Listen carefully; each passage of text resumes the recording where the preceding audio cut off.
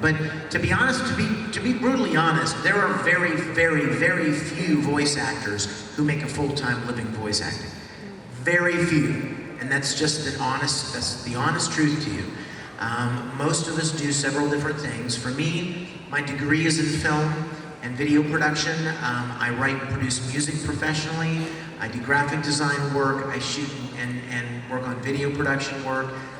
So the things that I would do if I weren't doing what I'm doing, I do them anyway. I already do them. I just do them in different amounts, to different degrees. Like maybe this month it may be 70% voice acting and 10% music and 5% this, and then next month it may be 60% music and 20% voice acting. So I just love to, all of us, we're creatives and we love to create. Crafty craft. In the words of Wendy Powell and Frederick Nietzsche, crafty craft. Yeah, same here. I would still be going to school. Mowing yards, I guess there's a craft to that. Edging, topiary? I do edge. I do a pretty nice edge, I won't lie. No, I quit the grocery store job. I kind of despised it, honestly. It was pretty bad. You have to be nice to really, really old people that aren't nice. That aren't nice, not just to really, really old people. I'm fine with really, really old people. I have really, really old people in my family. And I like them. They're okay. I'm gonna stop talking now. So how I got started? What were you doing? I got started with, it was an audition, and I didn't know what Funimation was. I didn't really watch anime. I had seen a couple of things like Vampire Hunter D and Blood. I saw a Blood OVA, not an episode, because I didn't know what an OVA was back then. And when it ended after 44 minutes, I was like, what? I'm just getting started! I was so mad. I was like, I'm done. But I didn't know what all that was. And I didn't realize that Voltron and all those things were anime related and had been infiltrating in my life for years. And I just went up and kind of, my first role was in Peach Girl. Very small role, and if you blink, you miss it.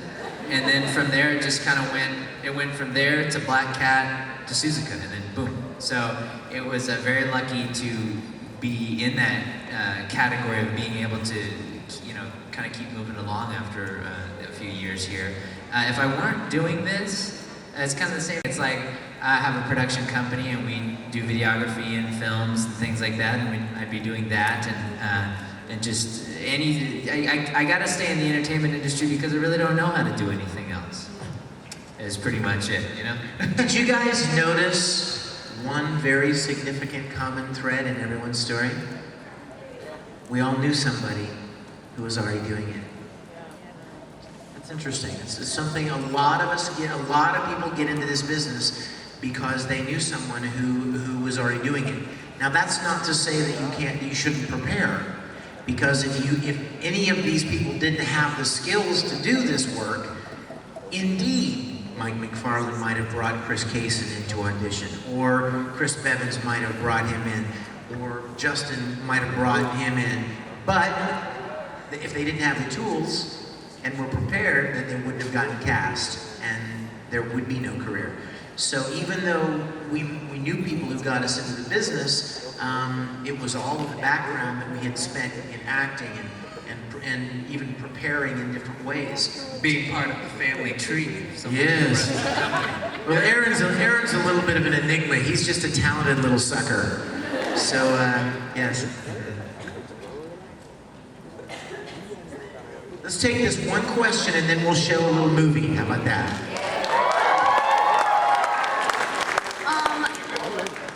No pressure. In Fullmetal Alchemist, I was wondering if, you were each your character, what regrets do you think that the characters have about the actions that they've made? That's a whole separate panel.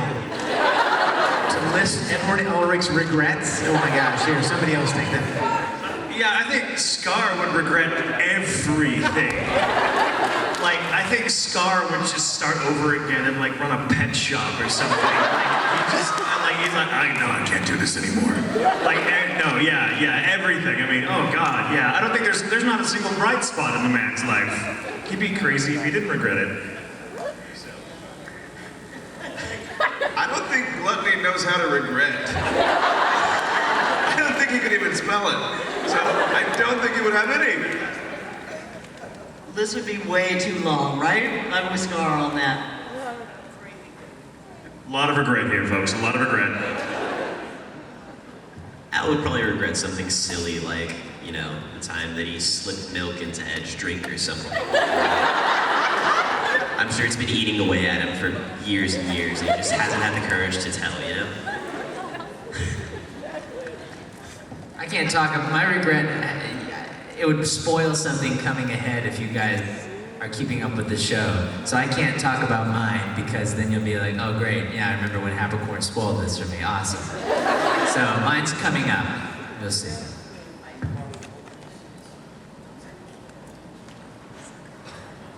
But we've got some new cast members to FMA. Right here, these guys, no, I'm kidding. But no, what we're gonna do right now is we're gonna, Vic has been,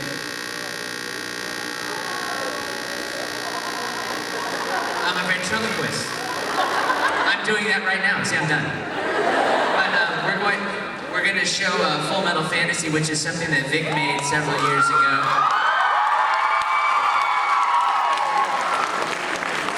With a lot of the people that voiced them played the characters in the live action.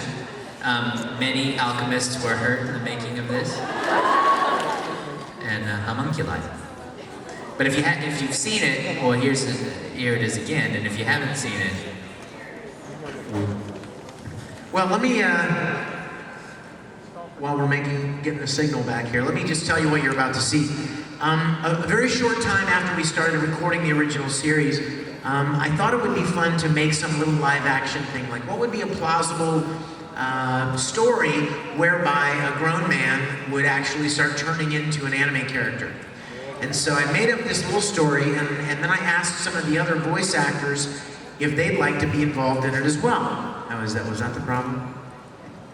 Can we?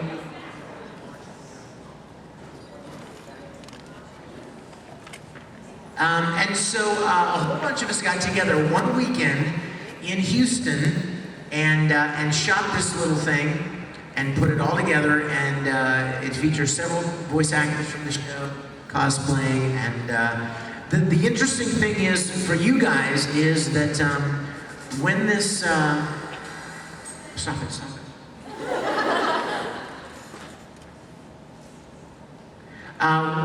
For about 2 years, Funimation asked me not to show it. And so for a long time, we didn't. And only in the last year or so did our dear Sophie McNutt got permission for me to start sharing it at the conventions again. So you guys are gonna get to see it. I would ask you, please respect this request. Do not videotape this and put it on the internet. Do not. Please, will you please honor that request? I want people to see it the way you're getting to see it, at conventions, on big screens, with big sound, not, somebody's handheld camera in a panel. So please do not put this on the internet. And I believe in you, and I trust you. So let's turn these stage lights out, crank the sound up for me, big guy, and hope you guys enjoy Full Metal Fantasy.